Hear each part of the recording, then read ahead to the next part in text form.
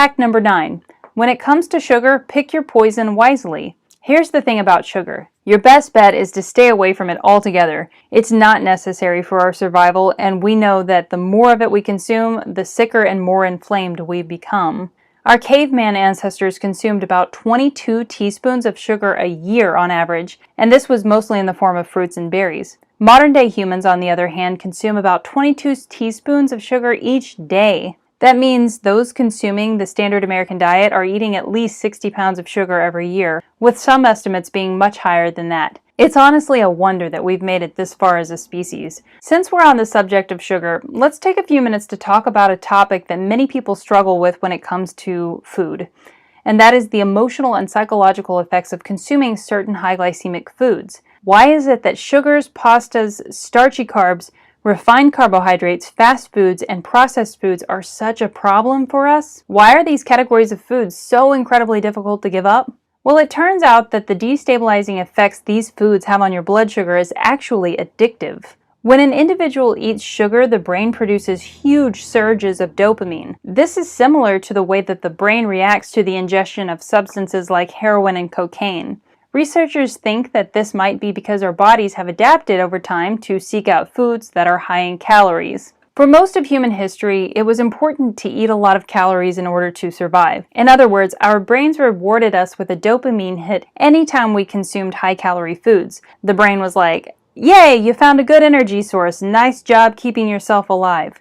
But things are different in this modern-day world where food is so readily accessible. The question is no longer, how do we get enough energy to survive?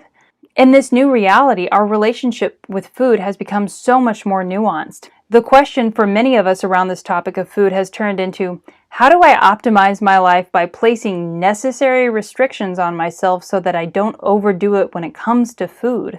You see, as human civilization has evolved, the question for how to live and thrive in this world as a human has also evolved. If you're having a hard time giving up some foods or habits that you know to be bad for you, then this might be a good opportunity to dig a little deeper and try to understand what it is about this thing that you can't seem to let go of. And it's important to know that if it's not completely conscious, it's not completely under your control. We may not want to admit it, but the truth is that most of us are addicted to some kind of food. And this isn't the same as simply needing a food to survive. This is the type of relationship where we feel that we have to have a food, even though it may not actually be truly nourishing to the body. Certain types of foods can, in fact, be addictive. And this is especially true for foods that create glucose spikes, like desserts, pizza, and pasta. The most grounded perspective I've heard on the topic of addiction came from Dr. Gabor Mate. It was simple and concise. He said, "Addiction is not your fault, but it is your responsibility." And this is absolutely true in the case of how your body physiologically responds to addictive substances like sugar and starch. When you consume sugary and starchy foods, you can't physically control the body's internal response. If you're not aware of what is happening in your own body, then it's not necessarily your fault that you have become addicted to these foods. And by addicted, I mean you can't seem to stay away from your favorite sweet treat. Or sometimes you'll sneak away to grab a very naughty fast food meal because you just know that this is the thing that will momentarily calm your nerves and hit the spot. Addiction is characterized by the inability to give up the substance or behavior, even though it might be taking something valuable away from your future self. Does any of that sound familiar? One of the hardest things about being an adult who makes your own decisions about your diet is that no one is there to stop you from making bad food choices. And the real kicker is that you can't rely on medical doctors to reverse your own bad decisions 25 years down the road. Because by then, it's often too late to reverse much of the damage, and even then, their ability to truly help with medication is very limited. This one is all on you. For most of us, these old unconscious patterns around food are not necessarily our fault. Most of us inherited them from a time and place where we didn't know any better. But as we learn more, taking action towards self-improvement becomes a meaningful and honorable responsibility that we take on for ourselves and our loved ones. So I want to take a few minutes to talk about the different forms of sugar and how they are impacting your blood glucose levels. We'll start with sucrose, also known as common table sugar. Then we'll talk about fructose, artificial sweeteners, natural sweeteners, and sugar alcohols. I want to make sure that we touch on all of these so that you won't be left wondering which type of sugar is better and worse for you. First, let's talk about basic table sugar, otherwise known as sucrose. If you look up at the top left-hand corner, you'll see a picture of the sucrose molecule. Sucrose is actually two molecules joined together, one glucose molecule plus one fructose molecule. When you eat table sugar, sucrose is broken apart by amylase. Remember that amylase is that digestive enzyme that breaks sugars and starches down into individual molecules. So now we've got free circulating glucose and free circulating fructose to deal with. Awesome. The reason why sugar is so aging and inflaming to the body is because you end up with two different chaos molecules, both of which are metabolized differently in the body. As we know, glucose is absorbed into the bloodstream and has a direct impact on insulin levels, and when everything is working properly, blood glucose is taken up by muscle and liver cells to store and use later on. Fructose is a bit of a different animal. It is metabolized by the liver and treated like a fat by the body, and therefore consuming a really high level of fructose, especially in concentrated form, is very detrimental to health. When you eat a fruit or some packaged item containing high fructose corn syrup, you are primarily consuming sugar in the form of fructose. But let's be clear about this. There's a big difference between consuming a fresh raw mango and high fructose corn syrup in the form of a juice box or Karo sweetener. This is because fruits typically come packaged with lots of nutrients like vitamin C, phytonutrients, water, and fiber. These are all critical for helping the body mitigate the negative effects of consuming the fructose. On the other hand, when you consume table sugar or high fructose corn syrup, you don't have the added benefit of vitamin C or other phytochemicals to help mitigate the problems. Concentrated fructose is notoriously bad for the body. Too much of it can damage the liver, cause the gut to leak, which can lead to the development of autoimmune conditions, increase uric acid production, increase the chances of insulin resistance in the liver, cause dyslipidemia, and accelerate aging by creating 7 times the amount of advanced glycation end products when compared with glucose metabolism. This is not all the negative effects of consuming concentrated fructose, but I figured these would at least get your attention. Robert Lustig is a well-known medical doctor, scientist, and sugar researcher who found disturbingly high numbers of children with fatty liver disease in his medical practice. You know, fatty liver disease that is most often associated with the damage done to the liver by alcoholism. Well, that's weird, he thought. There were obese children coming into his clinic with fatty liver disease who had never touched alcohol, but their livers were failing just like an alcoholic's. He was shocked. What was the problem? The problem was excessive amounts of high fructose corn syrup that is everywhere in cheap and highly processed foods. You know, the kinds of foods that kids can easily get addicted to. High fructose corn syrup doesn't just hang out in all of the typical foods you might suspect, like candies and soft drinks. Sometimes it hides in places we might never think to look for it. Here are some common examples of foods that often contain high fructose corn syrup. Applesauce, salad dressings, crackers, canned cranberry sauce, canned fruit, tomato sauce, cereal, cottage cheese, flavored milks, flavored yogurt, canned soup, full-fat mayonnaise, juice, ketchup, iced teas, pickles, processed flavored oatmeal, peanut butter, steak sauce, cold cuts, relish, snacks or meal bars, and white bread.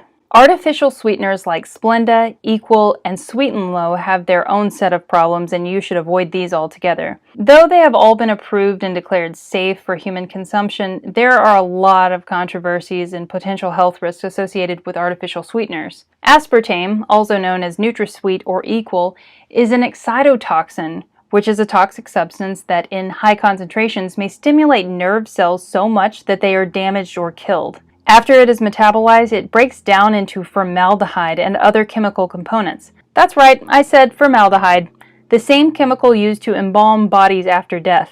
Aspartame causes enough negative side effects that, as of 1994, 75% of all non-drug complaints reported to the FDA were related to aspartame.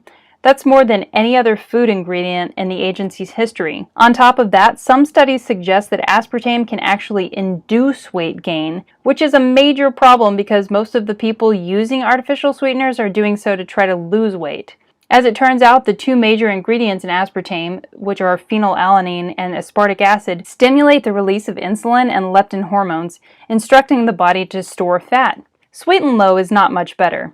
Studies have found that consuming saccharin, also known as sweet and low, leads to greater weight gain and body fat than eating the same food sweetened with sugar. What about Splenda? Not any better. A study published by Duke University showed that sucralose, aka Splenda, lowered good intestinal bacteria by 50% and contributed to an increase in body weight in lab studies. So the conclusion here is that none of the artificial sweeteners are a good idea.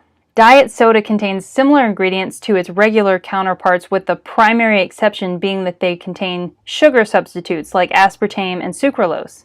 Consuming diet sodas on a regular basis pushes the body to develop metabolic syndrome, which is a precursor to diabetes. It does this by negatively affecting gut bacteria as well as insulin secretion and sensitivity. Diet soda also causes blood sugar levels to spike higher than normal when a person eats carbohydrates. And as we have already discussed, these spikes in blood sugar increase waist circumference and overall body fat. There are a lot of common misconceptions about diet sodas, but just know that at the end of the day, they don't help you lose weight, and they often contribute to insulin resistance and other health issues. Do you drink water during the day? No water at all? Okay.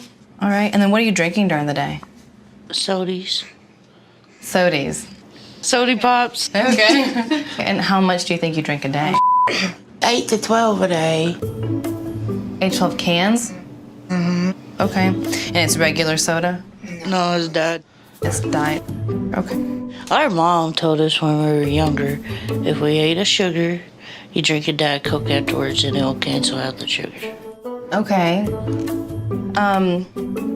Do you believe it to be true? Yeah. No. I did when I was a kid. Sure, okay. No one should be drinking 8 to 10 sodas a day.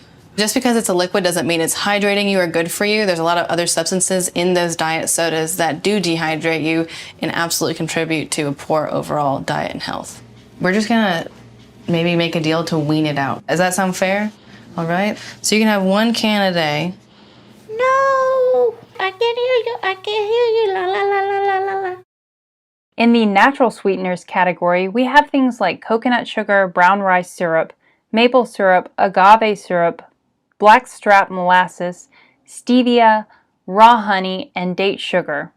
Although these sweeteners may be less processed and refined than white or brown table sugar, they are still no better for your blood sugar. All of these supposedly healthier alternatives will still spike your blood glucose levels just the same as white table sugar. Now let's talk about sugar alcohols like erythritol, maltitol, mannitol, sorbitol, xylitol, hydrogenated starch hydrosylates, and isomalt. Sugar alcohols are another attempt to bypass the blood sugar dysregulating effects of regular sugar while still adding sweetness to the food. It's truly fascinating what lengths humans will go to in formulating substitutes for addictive substances like sugar. All of these sugar alcohols were formulated in labs as a diligent effort to bypass the natural blood sugar response in the body. Besides being lower in calories, sugar alcohols don't cause cavities, which is why they're used in sugar-free gum and mouthwash. You may see sugar alcohols as an ingredient in many lower-calorie and sugar-free foods like energy bars, ice cream, pudding, frosting, cakes, cookies, and candies, and jams. And in spite of their name, sugar alcohols are not alcoholic. Your small intestine doesn't absorb sugar alcohols well, so fewer calories get into your body. They don't break down into glucose after being metabolized. But let us not forget that these are chemically engineered food derivatives. Here are some of the downsides. Because sugar alcohols aren't completely absorbed, if you eat too many, you might get gas, bloating, and diarrhea. Foods that have mannitol or sorbitol in them include a warning on the package that eating a lot of these foods could make them act as a laxative. Some studies suggest that these sweeteners can affect the health of the microbiome. For this reason alone, I suggest staying away from sugar alcohols. Many nutritionists will tell you that if you have to consume sugar, go for stevia or xylitol, as they seem to have the least negative side effects. But I'm a believer in the fact that the body doesn't actually need sweeteners at all, and if you're truly trying to be healthy, just cut added sugars in all forms out of your diet. Your taste perception will adjust with time, trust me. And what's even better, the hormones in your body will eventually normalize and you will stop craving sugar altogether. Continually adding sweeteners and sugar alcohols into the diet will only serve to dysregulate the natural balance of your gut microbiome. If you need a little sweetness in your life, it's my belief that a whole fruit is your best option.